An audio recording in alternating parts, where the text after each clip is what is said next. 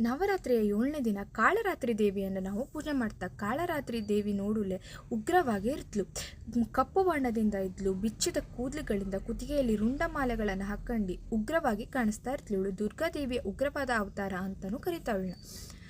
ಇವಳು ಒಂದು ಕೈಯಲ್ಲಿ ಕತ್ತಿ, ಇನ್ನೊಂದು ಕೈಯಲ್ಲಿ ಮುಳ್ಳು, ಮತ್ತೆರಡು ಕೈಯಲ್ಲಿ ಅಭಯ ಮುದ್ರೆಗಳನ್ನು ಹಿಡ್ಕೊಂಡಿರ್ತಲು.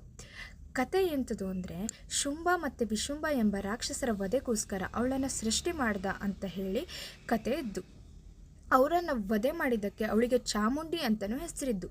ರಕ್ತ ಬೀಜಾಸುರನಿಗೆ ಒಂದು ವರ ಇರ್ತು. ಅವನ ರಕ್ತ ಎಲ್ಲೇ ಬಿದ್ದರೂ ಅವನ ತದ್ರೂಪಿ ಹುಟ್ಕೊಳ್ಳಿ ಅಂತ ವರ ಇರ್ತು. ಅದಕ್ಕೆ ಅವನ ರಕ್ತ ಎಲ್ಲೇ ಬೀಳುಲಾಗ ಅಂತ ತಾನೇ ಕುಡಿತ್ಲು ಅವಳು.